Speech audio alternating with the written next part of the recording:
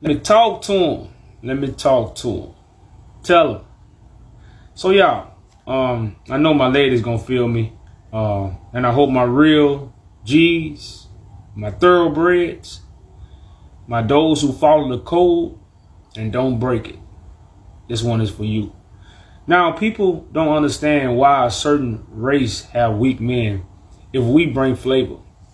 Now, saying the black man is superior, I'm not saying those things so I can look down on another race. You know, because even when you're a mother and father, you don't look down on your kids because they don't have the same ability as you. You guide them. You take care of them. You know, you nurture them. So we have that power as a so-called black man. So we bring flavor, right? Now, when you deal with the priesthood, the ancient priesthood of the Bible, all these men that was leaders was over a military. Now our leaders are powerless, but looked at as people with power because they stand behind a book. But all our leaders that started these organizations, they couldn't fight. They couldn't run.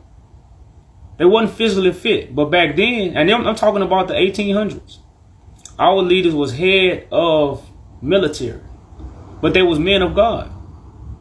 So when you talk about the warrior spirit that's so-called supposed to be in a black man, that fight for righteousness, that fight for freedom, that fight for dignity, that fight for liberty, we worry about how fresh we is. And I like to get fresh too. That's what I come from. But, you know, that's not going to override my masculinity.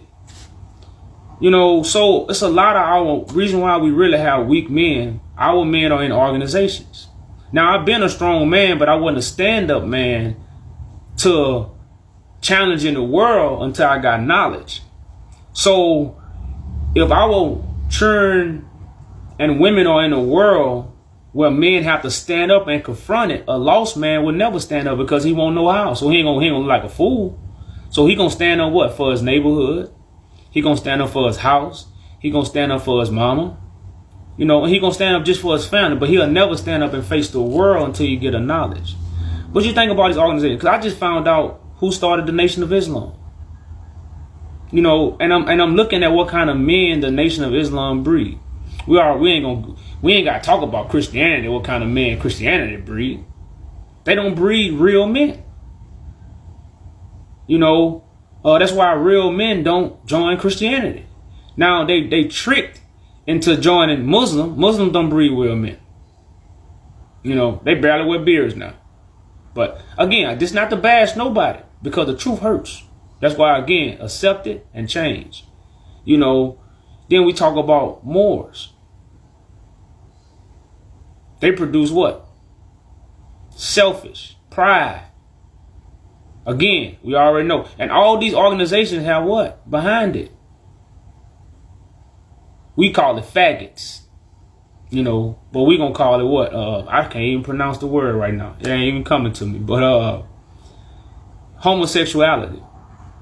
You know, so when we Catholic, same thing as Christians, you know, so the reason why we don't have strong men is the organizations. Now, what this is causing our women to want to take the position that's supposed to be for a man.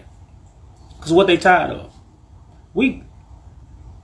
See, it was a man's job to stay hard. And if a man stay hard, a woman automatically open up. It's called human nature. But if you're not hard, you got to keep your woman in submission. A real man don't have to keep their woman in submission. So a lot of religions tell a woman to shut up, cover their face, do all these things. Now, I understand, you know, morals. But your morals go too far because it's a lie.